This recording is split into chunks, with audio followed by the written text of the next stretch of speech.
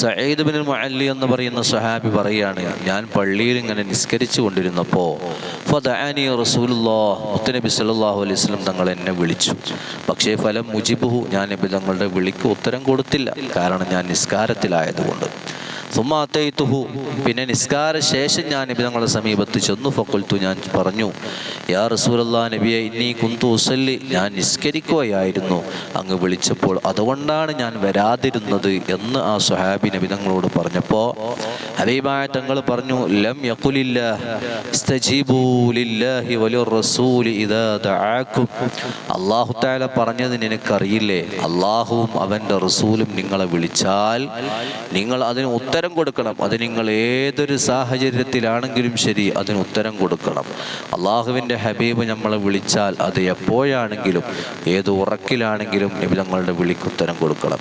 നിസ്കാരത്തിലാണെങ്കിൽ വരെ, ഫർള് നിസ്കരിക്കുകയാണെങ്കിൽ വരെ ആ ഫർള് നിസ്കാരം അവിടെ വെച്ച് മുറിച്ച് നിർത്തിവെച്ച് ഹബീബായ തങ്ങൾക്ക് നാം ഉത്തരം കൊടുക്കണം. അതാണ് പരിശുദ്ധ ഖുർആൻ നമ്മെ പഠിപ്പിക്കുന്നത്. അത്രയും മഹത്വം മുത്തുനബി സല്ലല്ലാഹു അലൈഹി വസല്ലം തങ്ങൾക്കുണ്ട്. അതുപോലെ നമുക്കറിയാം, നമ്മുടെ മാതാപിതാക്കൾ നമ്മെ വിളിച്ചു, നിസ്കാരത്തിൽ വിളിച്ചാൽ ഫർള് നിസ്കാരമാണെങ്കിൽ അത് മുറിച്ചുകൊണ്ട് മാതാപിതാക്കളെ വിളിക്ക് ഉത്തരം കൊടുക്കാൻ പാടില്ല.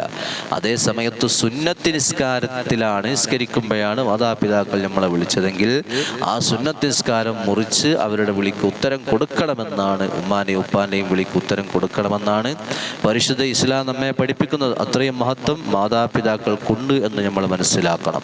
അതേസമയത്ത് ഫർള് നിസ്കാരത്തിൽ മുത്തുനബി തങ്ങൾ വിളിച്ചാൽ പോകണം. ഈ സ്വഹാബി നബിയുടെ സമീപത്ത് ചെന്നു. നബി തങ്ങൾ പറഞ്ഞു, നിനക്ക് ഞാനൊരു സൂറത്ത് പറഞ്ഞു തരട്ടെ, ല ഉഅല്ലിമന്നക സൂറത്തൻ, ഒരു സൂറത്ത് നിനക്ക് ഞാൻ പറഞ്ഞു തരട്ടെ, ഹിയ അഅ്ളമു സൂറത്തിൻ ഫിൽ ഖുർആൻ, ഖുർആനിൽ ഏറ്റവും മഹത്വമുള്ളൊരു സൂറത്താണത്.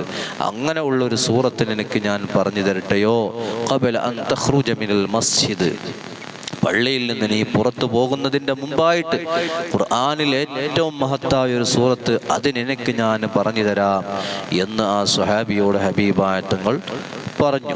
അങ്ങനെ നിസ്കാരമെല്ലാം കഴിഞ്ഞ ശേഷം ഫലമ്മ അർദന അൻ നഖ്റുജ ഖുൽതു, അദ്ദേഹം പറയാണ്, ഞങ്ങൾ പള്ളിയിൽ നിന്ന് പുറത്തു പോവാൻ സമയമായപ്പോൾ ഞാൻ നബി തങ്ങളുടെ സമീപത്ത് ചെന്നു.